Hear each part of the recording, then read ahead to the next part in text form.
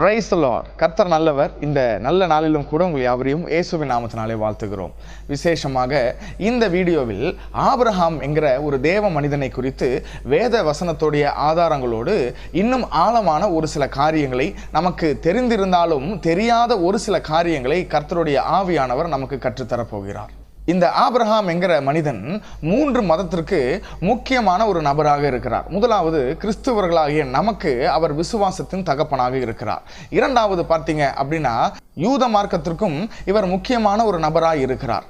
மூன்றாவது பார்த்தீங்கன்னா, இஸ்லாம் முஸ்லீம் ஜனங்களுக்கும் இவர் பார்த்தீங்கன்னா தகப்பனாக இருக்கிறார் என்று சொல்லி நாம் நன்றாக அறிந்திருக்கிறோம். அப்போ இந்த உலகத்தில் இருக்கிற 3 முக்கியமான மதத்திற்கு இந்த ஆபிரகாம் என்கிற ஒரு மனிதன் முக்கியமான நபராக இருக்கிறார் என்றால் அது எவ்வளோ பெரிய ஒரு பாக்கியம், எவ்வளோ பெரிய ஒரு ஸ்லாக்கியம் என்று சொல்லி பாருங்கள். அப்போ கர்த்தரால் மிகவும் ஆசீர்வதிக்கப்பட்ட, கர்த்தரால் அழைக்கப்பட்ட ஒரு உன்னதமான தேவ மனிதன் தான் யார் என்று சொன்னால் இந்த ஆபிரகாம். இந்த ஆபிரகாமை குறித்து அநேக செய்திகள் நாம் கேட்டிருக்கலாம். அவரை குறித்ததான அநேக காரியங்கள், அவருடைய வாழ்க்கையில் இருந்த அநேக நல்ல நல்ல காரியங்களை நாம் வேதத்திலிருந்து அநேக செய்திகள் வாயிலாக நாம் கேள்விப்பட்டிருக்கலாம், நாம் வாசித்திருக்கலாம், இல்லைனா நாம் சபைகளில் நாம் கேட்டிருக்கலாம். ஆனால் இன்றைக்கு நம்ம எல்லாரும் அறிந்திராத ஒரு சில முக்கியமான உண்மைகளை வேதத்தின் ஆதாரத்தோடு கர்த்தருடைய ஆவியானவர் நம்மோடு பேசுவாராக. தொடர்ந்து இணைந்திருங்கள். கர்த்தர் தாமே நம்மை ஆசீர்வதிப்பாராக. இந்த ஆபிரகாம் எந்த ஊரை சேர்ந்தவன் என்று சொல்லி பார்த்தால், மெசொப்பொத்தேமியா தேசத்தை சேர்ந்த ஊர் என்கிற ஒரு பட்டணத்தை சேர்ந்த ஒரு மனிதன். இந்த ஊர் அப்படிங்கிற பட்டணம் எங்கே இருக்கு அப்படின்னா பாபிலோன் தேசத்தில் இருக்கிறது. ஒருவேளை இந்த மேப்பை பார்த்தீங்க அப்படின்னா உங்களுக்கு மிக தெளிவாக தெரியும் இந்த ஊர் பட்டணம் எங்கே இருக்கிறது என்று சொல்லி. இந்த பாபிலோன் தேசத்தில் அமைந்திருக்கிற இந்த ஊர் என்கிற இந்த பட்டணம் பார்த்தீங்கன்னா, அவர் வாழ்ந்திருந்த, அந்த ஆபிரகாம் வாழ்ந்து கொண்டிருந்த அந்த நாட்களில் மிக பெரிய ஒரு பட்டணமாக இருந்தது. அநேக ஜனங்கள் அந்த தேசத்தில் இருந்தார்கள், அந்த பட்டணத்தில் இருந்தார்கள். அந்த பட்டணம் பார்த்தீங்க, இந்த பாபிலோன் தேசத்தை பார்த்தால் மிகவும் ஒரு விக்கிரக ஆராதனை நிறைந்த ஒரு தேசமாக இருந்தது என்று சொல்லி வேதம் நமக்கு தெளிவாக சொல்லுகிறது. அப்போ இப்படிப்பட்ட விக்கிரக ஆராதனைக்குள் இருந்த இந்த ஆபிரகாமை தான் கர்த்தர் இந்த தேசத்திலிருந்து அழைத்து, நான் காண்பிக்கிற தேசத்திற்கு நீ வா என்று சொல்லி ஆண்டவர் ஆபிரகாமை அழைக்கிறதை ஆதியாகமம் 12வது அதிகாரம் 1வது வசனத்திலிருந்து நாம் வாசிக்கிறோம். அப்போ இந்த ஆண்டவர் ஆபிரகாமை எங்கே அழைத்தார் என்று சொல்லி பார்த்தால் ஆதியாகமம் 12வது அதிகாரம் 1வது வசனம். கர்த்தர் ஆபிராமை நோக்கி, நீ உன் தேசத்தையும் உன் இனத்தையும் உன் தகப்பனுடைய வீட்டையும் விட்டு புறப்பட்டு நான் உனக்கு காண்பிக்கும் தேசத்திற்கு போ. அப்போ ஆபிரகாமை கர்த்தர் முதலாக எங்க அழைக்கிறார் என்று சொல்லி பார்த்தால் இந்த 12வது அதிகாரம் 1வது வசனத்தில் தான் அழைக்கிறார் என்று சொல்லி நாம் நினைத்து கொண்டிருக்கிறோம். ஆனால் இது உண்மை கிடையாது. இதற்கு முன்பதாகவே கர்த்தராகிய தேவன் ஆபிரகாமை அழைத்திருக்கிறார். அதை குறித்து ஒரு சில காரியங்களை நாம் பார்க்க வேண்டும் என்றால் 11வது அதிகாரத்திற்கு நாம் போக வேண்டும். எடுத்துக்கொள்ளலாம். ஆதியாகமம் 11வது அதிகாரத்தில் 31வது வசனத்தை நாம் வாசிக்கலாம். தேராக்கு தன் குமாரனாகிய ஆபிராமையும் ஆரோனுடைய குமாரனும் தன் பேரனுமாயிருந்த லோத்தையும் தன் குமாரன் ஆபிராமுடைய மனைவியாகிய தன் மருமகள் சாராயையும் அழைத்து கொண்டு அவர்களோட ஊர் என்கிற கல்தேயருடைய பட்டணத்தை விட்டு கானான் தேசத்திற்கு போக புறப்பட்டான். அப்ப வசனம் என்ன சொல்லுகிறது கவனிங்க. இந்த ஆபிரகாமுடைய தகப்பனுடைய பெயர் தேரா. இந்த தேராவுக்கு 3 குமாரர்கள் இருந்தார்கள். அதுல ஒரு குமாரன் தான் யார் என்றால் இந்த ஆபிரகாம். இந்த 3 குமாரர்களில் ஒருவன் மரித்து போகிறான். அவனுடைய பெயர் என்னவென்றால் ஆரான் என்று சொல்லி வசனம் சொல்லுகிறது. அப்ப இந்த 31வது வசனத்தை நல்லா கவனிங்க. தேராக்கு தன் குமாரனாகிய ஆபிரகாமையும் என்று சொல்லி ஆரம்பிக்கிறது. அப்ப வசனம் என்ன சொல்லுகிறது? இந்த ஊர் என்கிற பட்டணத்திலிருந்து கிளம்பினது யார் என்றால் ஆபிராம் அல்ல, ஆபிரகாமுடைய தந்தையாய் இருந்த தேராகு. இந்த தேராகு யாரையெல்லாம் அழைத்து கொண்டு ஊரில் இருந்து கிளம்புகிறார் என்று சொன்னால் தேராகு, அதற்கு பிறகு ஆபிரகாம், அதற்கு பிறகு ஆபிரகாமுடைய மரித்த சகோதரன் ஆரான் இருக்காரு பாருங்களேன், அவருடைய குமாரனாகிய லோத்து, பின்பதாக ஆபிரகாமுடைய மனைவியாகிய சாரால், இவங்க எல்லாத்தையும் அழைத்து கொண்டு எங்க போகிறான் என்றால் வசனம் பின்பகுதியில் சொல்லுகிறது, கானான் தேசத்திற்கு போக புறப்பட்டான். அப்ப கானான் தேசத்திற்கு போக புறப்பட்டது யார் என்று சொல்லி சொல்லுகிறது என்றால் ஆபிரகாம் அல்ல, ஆபிரகாமுடைய தகப்பனாகிய தேராகு. இப்ப எல்லாரும் என்ன பண்றாங்கன்னா, ஊர் என்கிற அந்த அவங்களுடைய சொந்த பட்டணம், சொந்த ஊர்ல இருந்து என்ன பண்றாங்கன்னா கிளம்பி கானான் தேசத்திற்கு அவர்கள் பிரயாணப்படுகிறார்கள். ஆனால் அவங்க போகிற வழியில் எங்கே வந்து ஒரு இடத்துல வந்து குடியிருக்க ஆரம்பிக்கிறாங்க அப்படின்னா ஹாரான் அப்படிங்கிற ஒரு பட்டணம். அந்த பட்டணம் பாருங்க, அந்த பட்டணத்துக்கு பெயர் இவங்க வரும்போது ஹாரான் என்கிற பட்டணத்துடைய பெயர் இல்லை. அது அந்த நதியோடைய ஓரத்திலே அவங்க நடந்து வராங்க. அந்த இடத்தை பார்த்தால் ரொம்ப செழுமையாக, ரொம்ப பசுமையாக, வாழுவதற்கு ரொம்ப சௌந்தரியமான ஒரு இடமா இருந்ததுனால இவங்க எல்லாரும் என்ன பண்றாங்கன்னா, கானான் தேசத்திற்கு போக பிரயாணப்பட்டவர்கள் இல்லைன்னா கானான் தேசத்திற்கு போக ஆரம்பித்தவர்கள் இந்த ஆரான் என்கிற ஒரு இடத்தில் தங்குகிறாங்க. சரியா? இப்போ இவங்க வரும்போது அந்த இடத்துடைய பெயர் ஹாரான் கிடையாது. ஆனால் இவங்க அந்த இடத்தில் வந்து தங்கினதுனால இந்த தேராகு தன்னுடைய மரித்த குமாரன் இருக்கான் பாருங்களேன், ஆரான், அவருடைய பெயரை அந்த பட்டணத்திற்கு இல்லை அந்த இடத்துக்கு வைத்து விடுகிறார். அதனால தான் அந்த இடத்துடைய பெயர் ஆரான் என்று சொல்லி இருக்கிறது. இன்றைக்கும் பார்த்தீங்கன்னா மாடர்ன் டே துர்க்கி என்கிற தேசத்தில் ஆரான் என்கிற பட்டணம் இன்றைக்கும் ஜனங்கள் அந்த பட்டணத்தில் வாழ்ந்து கொண்டு தான் இருக்கிறார்கள். சரிங்களா? இன்னைக்கு போனாலும் நீங்க டர்க்கியில் அந்த தேசத்தை, அந்த பட்டணத்தை நீங்கள் பார்க்க முடியும். இந்த தேராகு, ஆபிரகாம், லோத்து, சாரால் இவங்க எல்லாரும் வந்து இந்த ஆரான் என்கிற பட்டணத்தில் இருக்கிறார்கள். கொஞ்ச நாட்களில் என்ன ஆகுதுன்னா, இந்த தேராகு இந்த ஆரானில் மரித்து போகிறார். இப்ப ஆபிரகாமுடைய தகப்பனாகிய தேராகு மரித்ததற்கு பிறகுதான் ஆண்டவர் என்ன பண்ணுகிறார் என்றால், ஆபிரகாமோடு இந்த காரியத்தை பேசுகிறார். எந்த காரியம்? 12வது அதிகாரம் 1வது வசனம். கர்த்தர் ஆபிரகாமை நோக்கி, நீ உன் தேசத்தையும் உன் இனத்தையும் உன் தகப்பனுடைய வீட்டையும் விட்டு புறப்பட்டு நான் உனக்கு காண்பிக்கும் தேசத்திற்கு போ அப்படின்னு சொல்லி வசனம் சொல்லுகிறது. அப்ப இந்த இடத்துல தான் ஆண்டவர் ஆபிரகாமோடு பேசுகிறார். எந்த இடத்துல? ஆபிரகாம் தன்னுடைய சொந்த தேசமாகிய இல்லைன்னா சொந்த பட்டணமாகிய ஊர் என்கிற பட்டணத்தில் இல்லை, பாதி வழியில் இருக்காங்க. எங்க இருக்காங்க? ஆரானில் இருக்கிறார்கள். இப்பொழுதுதான் கர்த்தர் பேசுகிறார். அப்போ இதுக்கு முன்னாடியே நம்ம சொன்னோம், ஆண்டவர் ஆபிரகாமை 12வது அதிகாரத்தில் தான் அழைத்தாரா? இல்லை, அதுக்கு முன்னாடியே அழைத்திருந்தார் என்று சொல்லி பார்த்தோமே. இதுக்கு வேதத்தில் ஏதாவது ஆதாரம் இருக்கா என்று சொல்லி பார்த்தால் நிச்சயமாக இருக்கிறது. தமிழ் வேதாகமத்தில் எப்படி இருக்குன்னா, கர்த்தர் ஆபிரகாமை நோக்கி, நீ உன் தேசத்தையும் உன் இனத்தையும் உன் தகப்பன் வீட்டையும் விட்டு புறப்பட்டு என்று சொல்லி இருக்கிறது. ஆனால் இங்கிலீஷ் பைபிளை நீங்க எடுத்து பார்த்தீங்கன்னா அதுல மிக தெளிவாக இருக்கிறது, the Lord had said to Abraham அப்படின்னு இருக்கு. had அப்படிங்கிற ஒரு வார்த்தை இருக்கிறது. அப்ப அதோடைய அர்த்தம் என்ன அப்படின்னா, கர்த்தர் ஆபிரகாமோடு சொல்லி இருந்தார், இல்லைன்னா ஆபிரகாமுக்கு சொல்லி இருந்தார். என்ன சொல்லி இருந்தார்? நீ உன் தகப்பன் வீட்டையும் உன் இனத்தையும் உன் தேசத்தையும் விட்டு நான் உனக்கு காண்பிக்கிற தேசத்திற்கு போ என்று சொன்னார் அப்படின்னு சொல்லி தமிழ்ல இருக்கு. ஆனா இங்கிலீஷ்ல மிக தெளிவாக the Lord had said to Abraham. அப்போ இதோடைய அர்த்தம், இதற்கு முன்பதாக இருந்த காரியங்கள், சம்பவங்கள் எல்லாத்தையும் வைத்து நாம் பார்த்தால் நமக்கு ஒரு காரியம் தெளிவாக புரிகிறது. ஆண்டவர் ஏற்கனவே ஆபிரகாமை ஆண்டவர் அழைத்திருந்தார். ஆனால் ஆண்டவருடைய அழைப்புக்கு ஏதோ ஒரு சில சூழ்நிலை நிமித்தம் கீழ்ப்படிய முடியாமல் இருந்த இந்த ஆபிரகாம், அவங்க குடும்பத்தில் ஏதோ ஒரு குழப்பம், ஏதோ ஒரு பிரச்சனையின் காரணமாக இந்த குடும்பத்தோடு இல்லைன்னா தேரா, ஆபிரகாமுடைய அப்பா இருக்காரு பாருங்களேன், தேரா தான் என்ன பண்ணுகிறார் என்றால், ஆபிரகாம் அவனுடைய குடும்பம் லோத்து எல்லாத்தையும் கூப்பிட்டு கொண்டு ஊர் என்கிற பட்டணத்திலிருந்து கிளம்பி கானானுக்கு பிரயாணப்படுகிறார்கள். ஆனால் அந்த வார்த்தைக்கு கீழ்ப்படிந்தவர் ஆபிரகாம் அல்ல, ஆபிரகாமுடைய தகப்பனாகிய தேரா. இப்போ இந்த ஆதியாகமத்தை தொடர்ந்து வாசித்தால் நம்ம பார்க்க முடியும். 4வது வசனம், கர்த்தர் ஆபிரகாமுக்கு சொன்னபடியே அவன் புறப்பட்டு போனான். அப்போ புறப்பட்டு போனான் அப்படின்னா ஊர் என்கிற பட்டணத்தில் இருந்து அல்ல, பாபிலோன் தேசத்திலிருந்து அல்ல, ஆரானிலிருந்து கானானுக்கு புறப்பட்டு போனான். ஆனால் இத்தனை நாட்களாக நாம் என்ன நினைத்து கொண்டிருக்கிறோம்? கர்த்தர் இவனை அழைத்த உடனே இவர் வந்து கிளம்பினார். இல்லை, ஆபிரகாமை கர்த்தர் அழைத்து எவ்வளவோ ஆண்டுகள், எத்தனை ஆண்டுகள் என்று சொல்லி நமக்கு 11வது 12வது அதிகாரத்தில் இல்லை, ஆனால் எவ்வளவோ ஆண்டுகள் ஆயிருக்கலாம். ஆனால் ஆபிரகாம் கீழ்ப்படியாததுனால ஏதோ ஒரு சில சூழ்நிலை நிமித்தம் ஆபிரகாமுடைய அப்பா தான் என்ன பண்ணுகிறார் என்றால், தேரா, அவர்தான் ஊர் என்கிற பட்டணத்திலிருந்து எல்லாத்தையும் கூட்டிட்டு கானான் தேசத்திற்கு நேராக பிரயாணப்படுகிறார். இப்ப தேரா மரித்து விட்டதுனால ஆண்டவராகிய கர்த்தர் ஆரானில் இருக்கிற ஆபிரகாமை சந்தித்து நான் உனக்கு காண்பிக்கிற தேசத்திற்கு போ என்று சொல்லுகிறார். இப்பொழுது ஆரானில் இருந்து ஆபிரகாம் கானான் தேசத்துக்கு பிரயாணப்பட்டு போகிறார். சரிங்களா? காரியங்களை தொடர்ந்து பார்க்கலாம். இப்போ ஆதியாகமம் 12வது அதிகாரம் 6-7 வசனங்கள் சொல்லுகிறது, அந்த ஆரானிலிருந்து புறப்பட்ட இந்த ஆபிரகாமுடைய குடும்பம் நேராக கானான் தேசத்திற்குள் நுழைகிறார்கள். கானான் தேசத்திற்குள் எந்த பட்டணத்துக்கு வந்தாங்க அப்படின்னா, ஷீகேம் அப்படிங்கிற ஒரு பட்டணத்தில் வந்து அவர்கள் குடியேறுகிறார்கள். அங்க வந்த உடனே கர்த்தர் ஆபிரகாமுக்கு தரிசனமாகி, வசனம் சொல்லுகிறது, கர்த்தர் ஆபிரகாமை பார்க்க வந்தார். கர்த்தர் ஆபிரகாம் கிட்ட என்ன சொன்னார்னா, இந்த தேசத்தை நான் உனக்கும் உன் சந்ததிக்கும் சுதந்திரமாய் தருவேன் என்று சொல்லுகிறார். சொன்ன உடனே இந்த ஆபிரகாம் என்ன செய்தார் என்றால், அந்த சீகேம் அப்படிங்கிற பட்டணத்தில் ஆண்டவருக்கு ஒரு பலிபீடத்தை கட்டி அவன் கர்த்தரை துதித்தான், ஆராதித்தான் என்று சொல்லி நமக்கு வசனம் தெளிவாக சொல்லுகிறது. அப்ப பாருங்க, இந்த சீகேம் அப்படிங்கிற பட்டணம் மிக முக்கியமான பட்டணம்.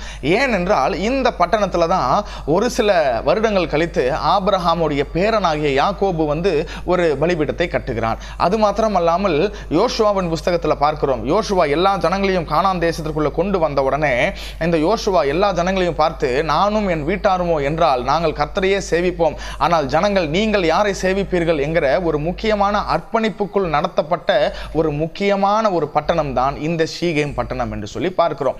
அப்ப இந்த சீகேம் பட்டணத்தில் தான் ஆண்டவர் இவனுக்கு வாக்கு கொடுக்கிறார். ஆபிரகாமுக்கு என்ன வாக்கு கொடுக்கிறார்? உன்னுடைய சந்ததிகளுக்கு இந்த தேசத்தை நான் தருவேன். அப்போ இந்த ஆபிரகாம் என்ன பண்ணியிருக்க வேண்டும்? ஓகே, இந்த தேசம் தான் கர்த்தர் நமக்கும் நம்மளுடைய சந்ததிக்கும் தருகிற தேசம் என்று சொல்லி அவர் அங்கேயே கூடாரம் விட்டு அங்கேயே அவர் குடியிருந்திருக்க வேண்டும். ஆனால் அவர் செய்த ஒரு காரியம் என்னவென்றால், பலிபீடம் கட்டி கர்த்தரை ஆராதனை செய்ததற்கு பிறகு அங்கிருந்து அவர் எங்கே கிளம்புகிறார் என்றால் 8-9 வசனத்துல நம்ம பார்க்கிறோம், பக்கத்துல இருந்த ஒரு மலை தேசத்திற்கு போகிறார். பெத்தேல் அப்படிங்கிற ஒரு இடத்திற்கு பக்கத்துல இருந்த ஒரு மலைக்கு அவர் என்ன பண்ணுகிறார் என்றால் அவர் போய் குடியிருக்கிறார் என்று சொல்லி பார்க்கிறோம். நல்லா கவனிங்க, நான் உனக்கும் உன் சந்ததிக்கும் தரப்போகிற தேசம் இதுதான் என்று சொல்லி கர்த்தர் சொல்லிவிட்டார். ஆனாலும் அந்த தேசத்தில் தங்காம அங்க இருந்து இந்த ஆபிரகாம் ஒரு மலை பிரதேசத்திற்கு போய் வாழுகிறார். அங்க கொஞ்ச நாள் இருந்ததற்கு பிறகு அங்க இருந்து வசனம் என்ன சொல்லுகிறது என்றால், நெகேவ் என்கிற ஒரு பாலைவனத்திற்கு போய் குடியிருந்தார் என்று சொல்லி நமக்கு சொல்லுகிறது. இப்போ வசனம் 10 அதிலிருந்து 20 வரைக்கும் நீங்க வாசிச்சீங்க அப்படின்னா தெளிவாக சொல்லுகிறது, அந்த பாலைவனத்தில் இல்லைன்னா ஆபிரகாம் இருந்த அந்த இடத்தில் நெகேவ் பாலைவனத்தில் ஒரு பெரிய ஒரு பஞ்சம் வந்ததுனால இந்த பஞ்சத்திலிருந்து தப்பிக்க வழி தெரியாமல் ஆபிரகாம் என்ன செய்கிறார் என்றால் அங்க இருந்து எகிப்து தேசத்திற்கு போனார். இப்ப இந்த எகிப்து தேசத்தை பார்த்தால் அந்த நாட்களில் இந்த எகிப்து தேசம் ஒரு பெரிய ஒரு வல்லரசு, ரொம்ப டெவலப்டான கண்ட்ரி. இன்றைக்கு அமெரிக்கா இருக்கிறதை போல ரொம்ப வளர்ந்த ஒரு தேசம் தான் இந்த எகிப்து தேசம். அங்க போனா எதற்கும் பஞ்சம் கிடையாது, எதற்கும் குறைவு கிடையாது என்று சொல்லி இந்த ஆபிரகாமும் அவனுடைய குடும்பமும் என்ன செய்கிறார்கள் என்றால் நேரா எங்க போறாங்க? எகிப்து தேசத்திற்கு போறாங்க. ஆனா அங்க போகிற வழியில ஆபிரகாமுக்கு ஒரு ஆலோசனை வருகிறது. நல்லா கவனிங்க, வசனம் சொல்லுகிறது, அவர் அந்த எகிப்து தேசத்துக்கு உள்ள போவதற்கு கொஞ்சம் முன்னாடியே சாராளை அழைத்து ஒரு காரியத்தை சொல்லுகிறார். நல்லா கவனி, சாராய் நீ ரொம்ப அழகுள்ளவள் என்று சொல்லி கண்டு நிச்சயமாக இந்த எகிப்தியர்கள் என்ன பண்ணுவார்கள் என்றால் ராஜா கிட்ட போய் சொல்லுவாங்க, அந்த பார்வோன் உன்னை என்ன பண்ணுவான்? தனக்கு மனைவியாக எடுத்துக்கொள்வான். ஆனால் நான் உன்னுடைய கணவன் என்று சொல்லி நீ சொன்ன அப்படின்னா என்னை கொலை செய்து விடுவார்கள். அதனால நம்ம ஒரு காரியம் செய்யலாம், என்ன செய்யலாம்? நான் உன்னுடைய சகோதரன் என்று சொல்லிவிடு என்று சொல்லுகிறான். நல்லா கவனிங்க, இவன் சகோதரன் என்று சொன்னாலும் கணவன் என்று சொன்னாலும் ஒரு காரியம் நிச்சயமாக நடக்க போகுது. என்ன காரியம்? அந்த பார்வோன் சாராளை எடுத்துக்கொள்ள போகிறான். அப்போ இந்த ஆபிரகாம் கர்த்தருடைய வாக்குத்தத்தத்தை பெற்ற இந்த ஆபிரகாம் என்ன பண்ணியிருக்க வேண்டும்? நியாயமாக ஜெபித்திருக்க வேண்டும். ஆண்டவரே, நான் இந்த எகிப்து தேசத்திற்கு போனா என்னுடைய மனைவியின் நிமித்தம் எனக்கும் பிரச்சனை, அவளுடைய அழகின் நிமித்தம் என்னுடைய சாராளுக்கும் பிரச்சனை, அதனால நாங்க எங்க போகல? எகிப்துக்கு போகல, வேற எங்கேயும் போகல. ஆண்டவரே, நீர் எங்களுக்கு தந்த இந்த தேசத்துல நாங்க இருக்கிறோம், கர்த்தர் நீர் எங்களை போஷிங்க ஆண்டவரேன்னு சொல்லி கேட்டிருந்தாருன்னா நிச்சயமா என்ன பஞ்சமா இருந்தாலும், எவ்வளவு பிரச்சனைகள், எவ்வளவு வறுமையாக இருந்தாலும் கர்த்தர் அவர்களை போஷித்திருப்பார். ஆனால் ஆபிரகாம் என்ன செய்கிறான்? எகிப்துக்கு போனா என் மனைவியை எப்படியும் எடுத்துப்பாங்க, அது எப்படியும் என்ன பண்ண போறாங்க? சாராளை எப்படியும் மனைவியாக பார்வோன் எடுத்துப்பான். ஆனால் இவருடைய திட்டம் என்ன? நான் உயிரோடு இருக்கணும், என் மனைவியை எடுத்தாலும் பிரச்சனை இல்லை அப்படின்னு சொல்லி இவர் என்ன பண்ணுகிறார் என்றால் எகிப்துக்குள்ள போகிறார். இப்ப பார்வோனுடைய அரண்மனையில சாராள் மனைவியாக பார்வோனுக்கு இருக்கிறாள். இந்த ஆபிரகாம் அரண்மனைக்கு வெளியே ஒரு வீட்டில் இருக்கிறார். நல்லா கவனிங்க, வசனம் தெளிவாக சொல்லுகிறது, இந்த சாராளின் நிமித்தம் பார்வோன் ஆபிரகாமை நன்றாக என்ன பண்ணானாமா? கவனித்தான். அநேக ஆடு மாடுகள், அநேக வேலைக்காரர்கள், வேலைக்காரிகள், அநேக ஆஸ்திகள், அநேக காரியங்கள் எல்லாம் கொடுத்து நல்லா அவர் என்ன பண்ணாராமா? கவனித்தார் என்று சொல்லி வசனம் நமக்கு சொல்லுகிறது. நல்லா யோசிச்சு பாருங்க, இந்த சூழ்நிலையில ஆபிரகாமுடைய இருதயம் எப்படி இருந்திருக்கும் யோசிச்சு பாருங்க. எல்லாம் இருக்கு, ஆடு மாடுகள் இருக்கிறது, ஆஸ்திகள் இருக்கிறது, பெரிய வீடு இருக்கிறது, எல்லா காரியங்களும் இருக்கிறது. ஆனால் தன்னுடைய மனைவி இன்னொருத்தனுடைய அரண்மனையில அவனுக்கு மனைவியா இருக்கிறாள் என்கிற காரியம் எப்படி இருந்திருக்கும் யோசிச்சு பாருங்களேன். நிச்சயமாய் ஒரு கடினமான ஒரு சூழ்நிலை. அப்ப இந்த இடத்துல தான் ஆண்டவராகிய தேவன் இந்த பார்வோனுடைய வீட்டில் ஒரு பெரிய ஒரு காரியத்தை செய்து அதுக்கப்புறம் பார்வோனுக்கு தெரிய வருகிறது இது சாராள் ஆபிரகாமுடைய மனைவி தான் என்று சொல்லி. அதனால அவங்க என்ன பண்றாங்கன்னா ஆபிரகாமையும் சாரா சாராளையும் அந்த தேசத்தை விட்டு துரத்தி விடுகிறார்கள். இப்போ இவ்வளவு பிரச்சனை ஆனதுக்கப்புறம் ஆபிரகாம் என்ன பண்ணுகிறார்? எகிப்திலிருந்து கிளம்பி நேராக அவர் நியாயமாக எங்கே வந்திருக்கணும்? ஆண்டவரே, ஏதோ தப்பு பண்ணிட்டோம், தப்பு பண்ணதுனால சாராளை கொண்டு போயிட்டாங்க, இவ்வளோ பிரச்சனையில் மாட்டிட்டாங்களா, மன்னிச்சிருங்கப்பா, நீங்கள் சொன்ன தேசத்திற்கு நாங்கள் திரும்பி வரோன்னு சொல்லி அந்த கானான் தேசத்தில் இருக்கிற ஷீகேமுக்கு வந்திருக்க வேண்டும். ஆனால் மீண்டும் இந்த ஆபிரகாம் எங்கே போகிறார்னா நெகேவ் பாலைவனத்திற்கு போகிறார். இதுக்கு முன்னாடி எங்கிருந்து எகிப்துக்கு வந்தாரோ அதே இடத்துக்கு போகிறார். அங்கிருந்து மீண்டும் அந்த மலை தேசத்தில் போய் கொஞ்ச நாள் குடியிருக்கிறார் என்று சொல்லி வசனம் நமக்கு தெளிவாக சொல்லுகிறது. இப்போ இந்த இடத்துல வந்ததுக்கு பிறகுதான் ஆதியாகமம் 13:1-9 பார்த்தீங்க அப்படின்னா ஆபிரகாமுடைய மந்தை மேய்ப்பர்களுக்கும் லோத்துடைய மந்தை மேய்ப்பர்களுக்கும் ஒரு வாக்குவாதம் உண்டாகி ஆபிரகாமும் லோத்தும் பிரிந்து போகிறார்கள் என்று சொல்லி நம்ம பார்க்கிறோம். நல்லா கவனிங்க, இவங்க பிரிய வேண்டிய எந்த ஒரு அவசியமும் கிடையாது. ஏன்னா பிரச்சனை ஆபிரகாமுக்கும் லோத்துக்கும் கிடையாது, ஆபிரகாமுடைய மந்தை மேய்ப்பர்களுக்கும் லோத்துடைய மந்தை மேய்ப்பர்களுக்கும் பிரச்சனை. இவங்க என்ன பண்ணியிருக்கலாம்? 2 மந்தை மேய்ப்பர்களும் கூட்டி பிரச்சனை பண்ணாதீங்க, அது பண்ணாதீங்க என்று சொல்லி ஏதாவது பேசி சமாதானம் பண்ணியிருக்கலாம். ஆனால் இவங்க பிரியற அளவுக்கு இந்த பிரச்சனை பெரிதானது. என்ன காரணம் தெரியுமா? ஆபிரகாம் கர்த்தர் சொன்ன தேசத்தில் இல்லை, அதற்கு வெளியே இருந்தார் என்று சொல்லி நாம் பார்க்கிறோம். இந்த ஆபிரகாம் ஹெப்ரோன் அப்படிங்கிற ஒரு பட்டணத்தில் குடியிருக்கிறார். ஒரு நாள் இந்த ஆபிரகாமுக்கு ஒரு செய்தி வருகிறது. இந்த லோத்தை ஒரு சில ராஜாக்கள் என்ன பண்ணார்கள் என்றால் கைது செய்து போய்விட்டார்கள் என்று சொல்லி செய்தி வருகிறது. உடனே இவனுடைய சேனையை எல்லாம் இந்த ஆபிரகாம் திரட்டி கொண்டு நேராக அந்த ராஜாக்களுக்கு விரோதமாய் போய் யுத்தம் செய்து லோத்தையும் மற்ற ஜனங்களையும் காப்பாற்றி விட்டு வருகிற வழியில தான் மெல்கிசெதேக் என்கிற ஒரு மனிதரை அவர் சந்திக்கிறார். இந்த மெல்கிசெதேக்குடைய காரியத்தை ஆதியாகமம் 14வது அதிகாரம் 17-24 வரைக்கும் வாசிக்கலாம். சரிங்களா? அப்ப இந்த மெல்கிசெதேக் யார் என்று சொல்லி பார்த்தால் வசனம் சொல்லுகிறது சாலேமின் ராஜாவாக இருந்தார். சாலேம் அப்படின்னா பின்னாட்களில் இந்த சாலேம் தான் ஜெருசலேம் என்று சொல்லி மாறினது என்று சொல்லி நமக்கு சரித்திரம் தெளிவாக சொல்லுகிறது. இந்த மெல்கிசெதேக் யார் என்றால் இந்த சாலேம் பட்டணத்துடைய ராஜா. அப்போ இவர் ராஜா மாத்திரமல்ல, he was the high priest, அதாவது பிரதான ஆசாரியராய் இருந்தார். அதனாலதான் புதிய ஏற்பாட்டில் இயேசு கிறிஸ்துவை மெல்கிசெதேக்கோடு ஒப்பிட்டு பேசுகிறோம். ஏனால் இயேசுவும் பார்த்தீங்கன்னா ஒரு வழியில பிரதான ஆசாரியன், இன்னொரு வழியில பார்த்தீங்க அப்படின்னா ராஜாவாய் இருக்கிறார். இப்போ ஆதியாகமம் 16வது அதிகாரம், இந்த அதிகாரத்தில் சாராள் என்ன பண்றாள் என்றால் ஹாகார் என்கிற ஒரு அடிமை பெண்ணை அழைத்து ஆபிரகாம் கிட்ட கொடுக்கிறார். இந்த ஹாகார் யார் என்று சொல்லி பார்த்தால் எகிப்திய அடிமை பெண் என்று சொல்லி வசனம் சொல்லுகிறது. இந்த எகிப்து அடிமை பெண் ஆபிரகாமுடைய குடும்பத்திற்குள் எங்கிருந்து வந்தாள் என்று சொல்லி பார்த்தால் தெளிவாக நமக்கு தெரியும். அந்த பஞ்சத்து நிமித்தம் ஆபிரகாம் எங்கே போகிறார் என்றால் எகிப்துக்கு போனார் பாருங்களேன். அப்போ சாராளை எடுத்துக்கொண்டதுனால அந்த பார்வோன் அநேக வேலைக்காரிகளை கொடுத்தான்னு சொல்றோம் பாருங்களேன். அந்த கூட்டத்தில் வந்தவள் தான் யார் என்றால் இந்த ஹாகார். இந்த ஆபிரகாம் மாத்திரம் இந்த பஞ்ச காலத்தில் கர்த்தருக்கு காத்திருந்து எகிப்துக்கு போகாமல் இருந்திருந்தால் இன்றைக்கு உலகத்தில் இவ்வளவு பிரச்சனைகளும் குழப்பங்களும் நிச்சயமாக வந்திருக்காது. இப்போ ஆதியாகமம் 17 நம்ம என்ன பார்க்கிறோம் என்றால் இதுவரைக்கும் ஆபிராம் என்று சொல்லி அழைக்கப்பட்டவனை ஆண்டவர் இதற்கு பிறகு அவனுடைய பெயரை மாற்றி ஆபிரகாம் என்று சொல்லி மாற்றுகிறார்.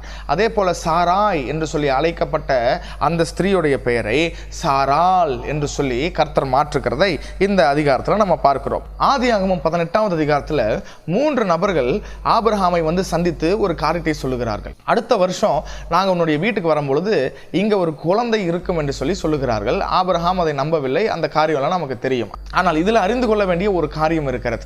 வேதத்தில் எங்கெல்லாம் தேவதூதன் என்று சொல்லி இருக்கிறதோ அது சாதாரண ஒரு தேவதூதனை குறிக்கிறது. ஏஞ்சல் சாதாரண ஒரு தேவதூதனை குறிக்கிறது. ஆனால் எங்கெல்லாம் வேதத்தில் தேவதூதனானவர் என்று சொல்லி மரியாதையோடு சொல்லுகிறதோ அதெல்லாம் இயேசு கிறிஸ்துவை குறிக்கிறது. ஸோ இனிமேல் நீங்க வேதத்தை வாசிக்கும் பொழுது எங்கெல்லாம் தேவதூதன் என்று சொல்லி இருக்கிறது, எங்கெல்லாம் தேவதூதனானவர் என்று சொல்லி இருக்கிறது என்று சொல்லி நீங்கள் மிக கவனமாக நீங்கள் பார்த்தால் அந்த காரியங்கள் உங்களுக்கு புரியும். இப்போ ஆதியாகமம் 21வது அதிகாரத்தில் நம்ம எல்லாருக்கும் அறிந்திருக்கிற ஒரு முக்கியமான ஒரு சம்பவம். ஆண்டவராகிய தேவன் ஆபிரகாமை அழைத்து நீ உன் ஒரே குமாரனாகிய ஏக சுதனாகிய உன்னுடைய ஈசாக்கை மோரியா மலையில் என்ன பண்ண வேண்டும்? பலி செலுத்த வேண்டும் என்று சொல்லுகிறார். இந்த சம்பவம் நமக்கு தெரியும். அப்போ இந்த மோரியா மலை ஒரு முக்கியமான மலையா இருக்கிறது. ஏன்னா இதே மோரியா மலையில தான் பின்பதாக சாலமன் அவனுடைய தேவாலயத்தை கட்டுகிறான். இதே மோரியா மலையில தான் ஆண்டவராகிய இயேசு தன்னுடைய சிலுவையை தூக்கி கொண்டு வந்தார் என்று சொல்லி நமக்கு தெளிவாக வசனம் நமக்கு சொல்லுகிறது. இன்றைக்கு அந்த மோரியா மலையில தான் த டோம் ஆஃப் ராக் என்கிற ஒரு மசூதி இருக்கிறது என்று சொல்லி நாம் பார்க்கிறோம். சரிங்களா? ஓகே, இப்போ 23வது அதிகாரத்தில் சாராள் என்ன செய்கிறாள்? மரித்து விடுகிறாள். இந்த சாராளுடைய சடலத்தை எப்ரோன் அப்படிங்கிற ஒரு இடத்துல ஆபிரகாம் என்ன செய்கிறார்? ஒரு குகையை வாங்கி அங்கே அவளை அடக்கம் செய்கிறார். இதே இடத்துல தான் இந்த ஆபிரகாமும் என்ன செய்தார் என்றால் மரித்தார். இதே இடத்துல தான் அவருடைய சரீரமும் அடக்கம் பண்ணப்பட்டது. அந்த எப்ரோன் என்கிற அந்த பட்டணத்தில் வேற யாரெல்லாம் அடக்கம் பண்ணப்பட்டிருக்கிறாங்கன்னா ஆபிரகாம், சாராள், ஈசாக்கு, ரெபேக்கா, யாக்கோபு, லேயா இவங்க எல்லாரும் இதே குகையில் இதே இடத்துல தான் அடக்கம் செய்யப்பட்டிருக்கிறார்கள். ஸோ அந்த இடத்தை இன்றைக்கு போனாலும் நம்ம என்ன பண்ணலாம்னா இந்த ஆபிரகாம், ஈசாக்கு, யாக்கோபு அவர்களுடைய இந்த கல்லறையை இன்னைக்கும் நம்ம என்ன பண்ணலாம்னா போய் பார்க்கலாம். அப்போ நல்லா கவனிங்க, இதுவரைக்கும் நாம் பார்த்த காரியத்தில் ஒரு விஷயம் நமக்கு மிக தெளிவாக இருக்கிறது. ஆண்டவர் ஆபிரகாமை 12வது அதிகாரத்துக்கு முன்னமே அழைத்திருந்தாலும் ஒரு சில காரணங்கள் நிமித்தம் அவர் என்ன பண்ணலை அப்படின்னா அங்கிருந்து கிளம்பவில்லை. ஆனால் தன்னுடைய தகப்பனாகிய தேராகு தான் ஆபிரகாமையும் தன்னுடைய குடும்பத்தையும் அழைத்து ஊரில் இருந்து கிளம்பி கானான் தேசத்திற்கு வழியாக வருகிறார்கள். இப்போ இங்கே தேரா மரித்ததுக்கு பிறகுதான் ஆண்டவர் மீண்டும் அவனோடு பேசுகிறார். அதான் ஆங்கிலத்தில் பார்த்தோம், the Lord had said to Abraham. அப்போ ஆண்டவர் மீண்டும் பேசினதுக்கு பிறகுதான் அவர் ஹாரானிலிருந்து கிளம்புகிறார். அப்போ இந்த சம்பவங்களின் அடிப்படையில் பார்த்தால் ஆபிரகாம் பாருங்க அநேக இடத்தில் கர்த்தருக்கு கீழ்ப்படியாமல் இருந்திருக்கிறார். அநேக இடத்துல பார்த்தீங்கன்னா கர்த்தரை நம்பாமல், கர்த்தரிடத்தில் ஆலோசனை செய்யாமல் இவர் எகிப்துக்கு போனதுனால அநேக காரியங்கள், அநேக விளைவுகளை இவர் சந்திக்க நேரிட்டது.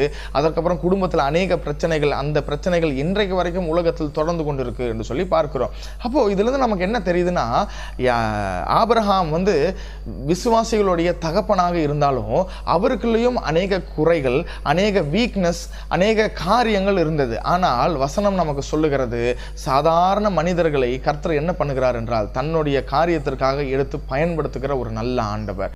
அப்போ இந்த பைபிள் ஸ்டடியை பார்த்து கொண்டிருக்கிற உங்களுடைய என்னுடைய வாழ்க்கையில் அநேக குறைவுகள் இருக்கலாம், அநேக வீக்னஸ் இருக்கலாம், அநேக காரியங்கள் இருக்கலாம். ஆனால் அதன் அடிப்படையில் கர்த்தர் ஒரு மனிதனை தெரிந்து கொள்வது கிடையாது.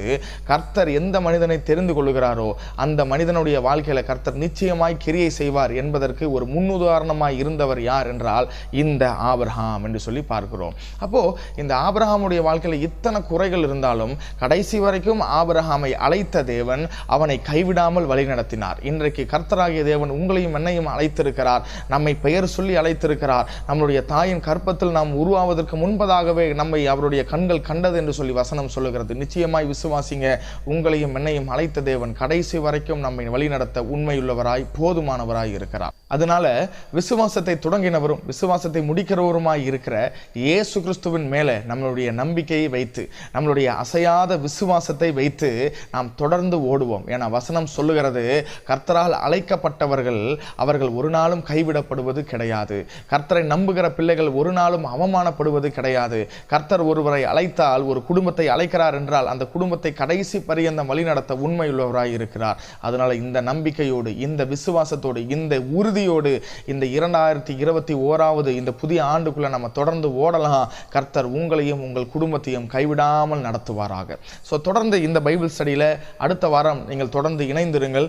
அடுத்த ஒரு புதிய காரியத்தோடு கர்த்தருடைய ஆவியானவர் நம்மோடு பேசுவாராக. ஸோ தொடர்ந்து இணைந்திருங்கள். கர்த்தர் தாமே உங்களை ஆசீர்வதிப்பாராக. God bless you.